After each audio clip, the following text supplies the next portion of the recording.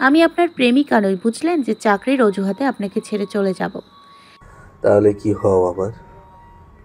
এবার মিম আদৃশ্যের পানে চাইল, বলল, আমি আপনার অর্ধাঙ্গিনী, আপনার বউ, বুঝলেন।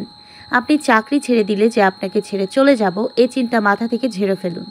আদৃশ মিমের কথাগুলোই ক্ষণিকের জন্যে আচ্ছন্ন হয়ে পড়ল। ভীষণ ভালো লাগলো তার। মেয়েটার কাছ থেকে তো এ ধরনের কথাই আশা করে সে, কিন্তু মেয়েটা যে বড্ড লাজুক। সব সময় এই ধরনের কথা সে বলে না, কালে ভদ্রে বলে তাকে ক্ষণিকের জন্য আচ্ছন্ন ও অভিভূত করে তোলে। আদৃশ মিমের দিকে চেয়ে বলল, তুমি আমার বউ প্রেমিকা বিস্মিস, কেননা এই বউয়ের প্রেমে পড়েই আমি প্রেমিক হয়েছি। সেহেতু এই প্রেমিকের একমাত্র প্রেমিক তুমি, আমার বউ প্রেমিকা। মিম খিলখিল করে হেসে উঠল, বলল, আর কত নাম দেবেন আমার? এত নাম দিয়ে কাজ কি? যখন যেটা ভালো লাগবে সেই সম্বোধনা ডাকবো তোমাকে। আচ্ছা, ডাকবেন। আমিও জবাব নিব আপনার সম্বন্ধের। বাহিরে ঝমঝমিয়ে বৃষ্টি নামতে আরম্ভ হলো। কিছুক্ষণ পূর্বেও শুধুমাত্র হাওয়া বইছিল। সারা দিনের হালকা মেঘলা মেঘলা পরিবেশ রাতে এসে প্রস্তরীভূত হয়ে বৃষ্টি রূপে নামল। আদৃশ ও মিম আজকের রাতটা নোমান ও তিথির রুমে কাটাবে। রাতের খাওয়া দাওয়া শেষে কিছুক্ষণ পূর্বেই তারা রুমে ঢুকেছে। মিম বিছানা ঠিক করতে করতে জানালার কাছে গিয়ে বসেছিল, আর ঠিক তখনই ছমছমিয়ে বৃষ্টি নামতে আরম্ভ করলো। জানালার সাথে লাগোয়াভাবে খাট আছে দেখে মিম সেখানে বসেই বৃষ্টি উপভোগ করতে লাগলো। তবে বৃষ্টি আরম্ভ হওয়ার 1 মিনিটের মাঝেই বিদ্যুৎ চলে গেল। সাথে সাথে আদৃশ নিজের ফোনের টর্চ জ্বালালো। সে এতক্ষণ ফোনে কিছু পেশেন্টের ফাইল দেখছিল। বিদ্যুৎ চলে যাওয়ায় সে আলোর উৎস খুঁজতে তৎক্ষণাৎ রুম হতে বেরিয়ে গেল। 2 মিনিটের মাঝে সে হাতে মোমবাতি নিয়ে রুমে ফেরত এলো। মিম ততক্ষণে বিছানা হতে নেমে গিয়েছে। আদৃশ্যের হাতে মোমবাতি দেখে জিজ্ঞেস করলো, চার্জার লাইট নেই? নোমান বলল একটা ছিল, কিন্তু আপাতত চার্জ নেই, তাই মোমবাতি দিয়ে এই কাজ চালাতে হবে। ও, কারেন্ট আসবে কখন? আজকে রাতে কারেন্টের আসা বাদ দাও, কারণ এদিকে বৃষ্টির দিনে কারেন্ট চলে গেলে পরের দিন ভোর রাতে আসে। এই সংবাদ শুনে মিমের চক্ষু চরকগাছ হওয়ার অবস্থা। সে বিস্মিত কণ্ঠে বলল, এর মানে আজ সারা রাত এভাবে অন্ধকারে ফ্যান ছাড়া কাটাতে হবে?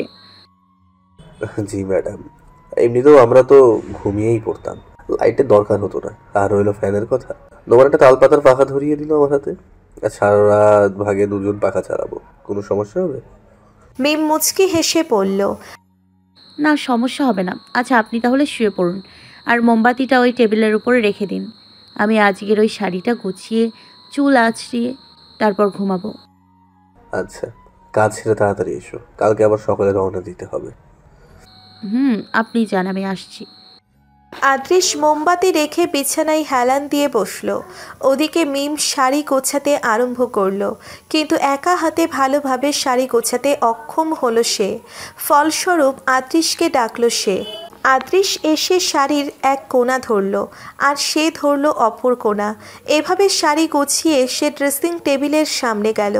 ব্যাগ হতে চিরুনি বের করে চুলে দিতেই আদৃশ নরম কণ্ঠে শুধালো, আমি আজ বিয়ে দেবো? আপনি পারবেন? জট লাগাবেন না তো আবার? আশা করছি লাগবে না। আচ্ছা দাও, 0 মিনিটে একটু ট্রাই করি। বলেই সে মিমের হাত হতে চিরুনি নিয়ে মিমের চুলে বসালো। ড্রেসিং টেবিলের বিপরীতে রাখা মোমবাতির আলোয় রুমটা আবছা আলোকিত হয়ে আছে। হলদে আবছা আলো আছড়ে পড়ছে আয়নার উপর। সে আয়নায় ভেসে উঠেছে মিম ও আদৃশ্যের প্রতিচ্ছবি। আদৃশ মনোযোগ সহকারে মিমের চুল আছড়িয়ে দিচ্ছে, আর তাই আয়নার মাধ্যমে দেখছে মিম। ভীষণ ভালো লাগছে তার। এই যে ছোট ছোট এই মুহূর্তগুলোর সম্পর্ককে সবসময় তাজা রাখে। মন চাই এই মুহূর্তগুলো ফ্রেমবন্দি করে সারা জীবন নিজের কাছে রেখে দিতে। এই সময় পেরিয়ে গেলে কোনো একদিন সে ফ্রেমবন্দি স্মৃতি আঁকড়ে ধরে বলা যাবে, এমনও একটি সুখের দিন ছিল আমাদের। আদৃশ্যের চুল আঁচড়ানো শেষ হলে সে উৎফুল্ল স্বরে মিমকে বলে, দাও, ঝড় পাকানো বিহীন চুল ছুঁয়ে দিলাম তোমাকে, একটা কাজ কমিয়ে দিলাম তোমার, এবারের বিনিময়ে কিছু দাও আমাকে। মিম হেসে উঠল, জিজ্ঞেস করলো, কি চান এ বিনিময়ে? যা চাইবো ও দেবে আমাকে। মিম কয়েক সেকেন্ড ভাবল, অতঃপর বলল, এখন পারলে দেওয়ার চেষ্টা করব, না হয় অন্য সময় দিব। আদৃশ এ কথার প্রত্যুত্তর করল না, বরং মিমের গা ঘেঁষে দাঁড়িয়ে তাকে পেছন হতে জড়িয়ে ধরল। কোমরে হাত রেখে তার কাঁধে রাখল মাথা। তার এহেন স্পর্শে ঈষৎ চমকিত হলো মিম। কেঁপে উঠল সে। বাইরে এখনও ছমছমিয়ে বৃষ্টি নামছে। বৃষ্টির গতি বাড়ছে বইকি কমছে না। মাঝে মাঝে গর্জে উঠছে মেঘ। থেকে থেকে এক হালকা শীতল হাওয়া বয়ে যাচ্ছে। আদৃশ মিমের কাঁধে মাথা রেখে আয়নায় বরাবর চলল। মিমের প্রতিচ্ছবি স্পষ্ট ভেসে উঠছে সেখানে। মোমের হলদে আবছা আলোর ছটায় মিমের শ্যামলা মুখখানা হলদেটে হয়ে উঠেছে।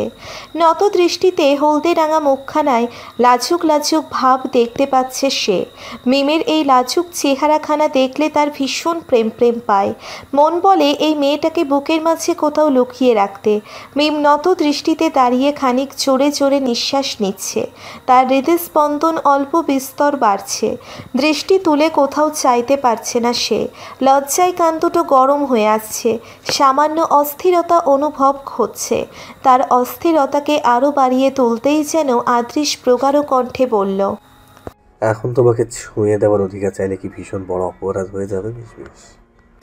আদৃশ্যের এহেন প্রশ্ন মিমের কর্ণকুহরে পৌঁছনো মাত্রই সে দৃষ্টি তুলে চাইল। কোনো এক অজানা ভয় ও অস্থিরতায় তার হাতজোড়া শীতল হয়ে এলো। কোনো জবাব দিতে পারল না সে, কেননা আজ সে মোটেও প্রস্তুত নয়। কিন্তু এই জবাব সে বলবে কি করে? আদৃশ মিমের জবাবের অপেক্ষায় রইল কিছুক্ষণ, কিন্তু মিম জবাব দিতে অপারগ হলো। ওদিকে তিরতির করে কাঁপতে থাকা মোমের আলো এক হালকা হাওয়ায় ধপ করে নিভে গেল।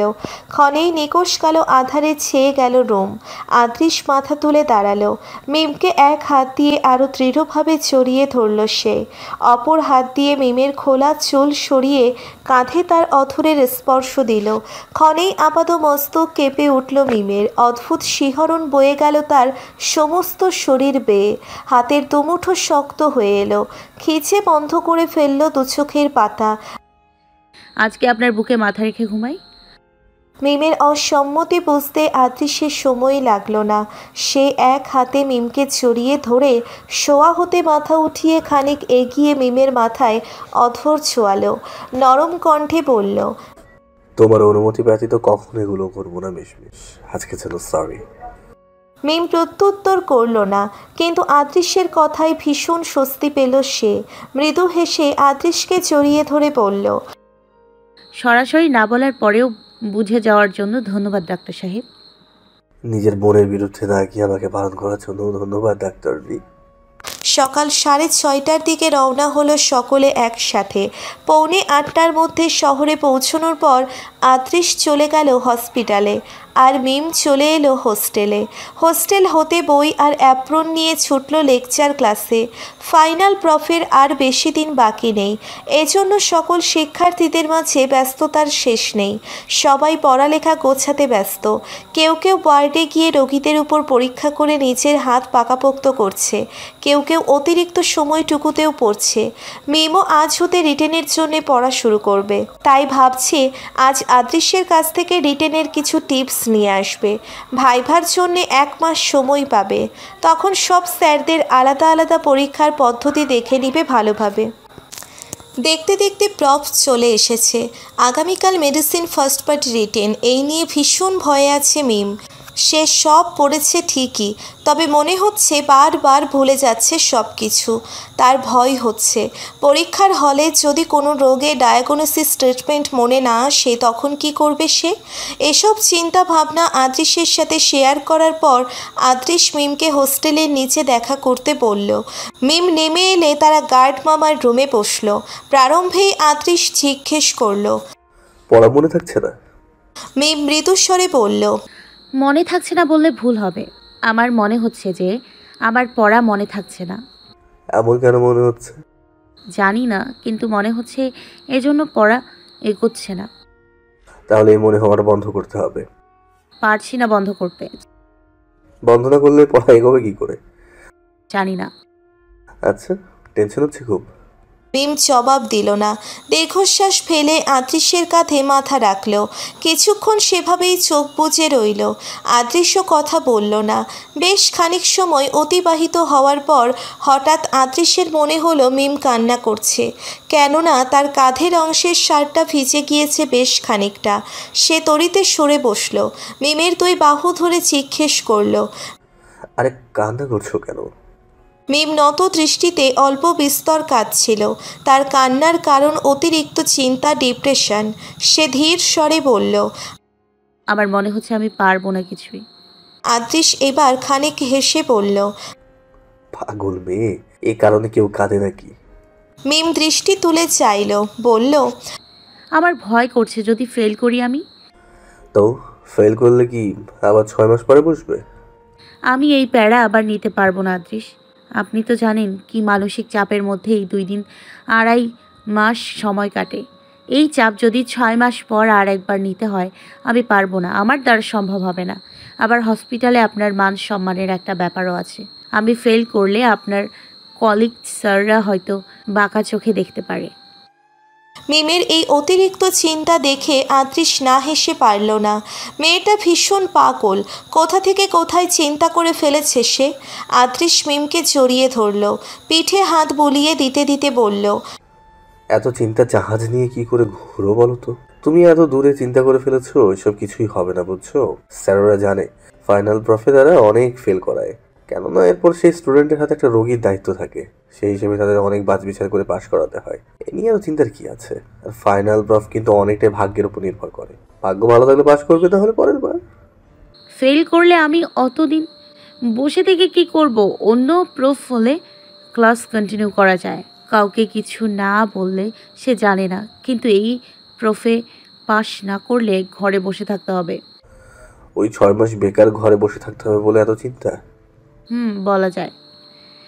আচ্ছা, তোমার চিন্তা দূর করে দিয়েছো। ওই 6 মাস বেকার বসে থাকতে হবে না। একটা ছোট্ট মেহমান নিয়ে আসি দুজনে, তখন ওকে নিয়ে ব্যস্ত থাকবে, সময় কেটে যাবে, পাশাপাশি পড়াশোনাও করবে। মিম কান্নার মাঝেও হেসে দিল।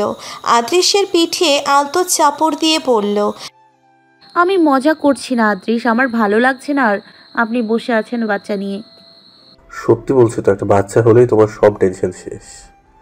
এবার মিম অকপট রাগ দেখিয়ে আদৃশকে ছেড়ে দিয়ে বসল। ভ্রুচোরা কুঞ্চিত করে বলল, সব সময় মজা ভালো লাগে না আদৃশ। কি পরিমাণে ডিপ্রেসড লাগছে আমার, আমি বলে বোঝাতে পারবো না। আদৃশ মিমের কথায় খানিক গম্ভীর হলো। হাসি থামিয়ে মিমের বাহু ধরে নিচের কাছে এনে বলল, শোনো মিশমিশ, এত টেনশন করো না, আমি তো তোমার পাশে আছি। সব ভালো হবে ইনশাল্লাহ। চিল মুডে পরীক্ষা দাও, পাস হবে ইনশাল্লাহ। আর হ্যাঁ, এই পরীক্ষা 2 মাস কিন্তু আমাদের মাঝে লম্বা কোনো কনভারসেশন হবে না, কারণ আমি তোমার পড়ালেখার ক্ষতি হোক তা চাই না। এই জন্য রোজ সকালে একবার আর রাতে একবার কথা হবে, ওকে? মিম চোখের জল মুছে বলল, ওকে, ডান। আচ্ছা, এবার রুমে যাও, অনেক সময় নষ্ট হয়েছে। কালকে পরীক্ষা, রিভিশন দিয়ে দ্রুত ঘুমানোর চেষ্টা করো। আমি আসি তাহলে। মিম মাথা নাড়ালো। আদৃশ আর কথা বাড়ালো না, চলে গেল বাসায়। মিম চলে এলো হোস্টেল রুমে। প্রপ শেষ হলো। দীর্ঘ প্রায় 2.5 মাসের নির্ঘুম রাত, মোট সুইং, পাহাড় সম পড়াশোনার চাপ, অতিরিক্ত চিন্তার মাঝে বহু কষ্টে পরীক্ষা শেষ করলো মিম। এই 2.5 মাসে সে ঢের টের পেয়েছে ডাক্তার হতে হলে কত ধানে কত চাল গুনতে হয়। বহুদিন যাবৎ আদৃশের সাথে মন খুলে কথা বলতে পারেনি সে। মাঝে মাঝে এই নিয়ে ভীষণ রাগ হতো তার, কিন্তু আদৃশকে কিছু বলতো না। তার রোজ মন চাইতো আরেকটুখানি কথা বলতে, আর 5 মিনিট অতিরিক্ত কথা বলতে, কিন্তু আদৃশ কথা বলতো না।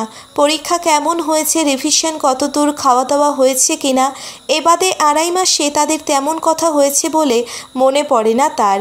এই নিয়ে তার ভীষণ অভিমান। এজন্য আজ পরীক্ষা দিয়ে এসে আদৃশকে কল করেনি সে। আদৃশের কলও রিসিভ করেনি, বরং আদৃশকে না বলে 1 সপ্তাহের জন্যে বাড়িতে চলে গিয়েছে সে। এদিকে আদৃশ্যের অবস্থা যায়। সেই কখন থেকে মিমকে কল করছে সে, কিন্তু মিম কল রিসিভ করছে না। চিন্তায় তার গলা শুকিয়ে কাঠ হয়ে এলো। ফারহার মাধ্যমে খোঁজ নিয়ে জানতে পারল মিম হোস্টেলে নেই, বরং বাসায় চলে গিয়েছে। একথা শুনে কোনো মতে ডিউটি শেষ করে নিজের শ্বশুরবাড়ির উদ্দেশ্যে ছুটল সে। রাত প্রায় 10টা বাজে। নিশ্চিন্তে আরামে ঘুমোচ্ছে মিম। কতদিন পর একটা শান্তির ঘুম দিতে পারছে সে। এখন নেই কোনো চিন্তা, নেই কোনো পরীক্ষা, শুধু আছে আরাম আর ঘুম। এই তো জীবন। হঠাৎ ঘুম ভেঙে গেল মিমের। আধো আধো চোখে আধারের মাঝে অনুভব করল তার পাশে কেউ শুয়ে আছে। প্রারম্ভে সে ভেবেছিল তার বোন শুয়ে আছে, কিন্তু পাশে শোয়া ব্যক্তিটার গা হাতড়ে হাতড়ে দেখল এ কোনো মেয়ে মানুষের শরীর নয়, বরং বলিষ্ঠ এক পুরুষের শরীর। তৎক্ষণাৎ ভয়ে আতঙ্কে মৃদু গোঙানি করতে করতে লাফ দিয়ে উঠে পড়ল মিম। দ্রুত উঠে গিয়ে রুমের লাইট জ্বালিয়ে দেখল মানুষটি আর কেউ নয়, বরং আদৃশ। এদিকে মিমের গোগানির শব্দে আদৃশের কাঁচা ঘুমটা ভেঙে গেল। লাইটের আলোতে চোখ মুখ কুঁচকে কয়েক সেকেন্ড তাকিয়ে রইল মিমের দিকে। মিমের চেহারায় এখনও আতঙ্ক বিরাজ করছে, বুকটা ভয়ে ধুকপুক করছে। সে পাশে দাঁড়িয়ে আদৃশের উদ্দেশ্যে রাগান্বিত কণ্ঠে বলল,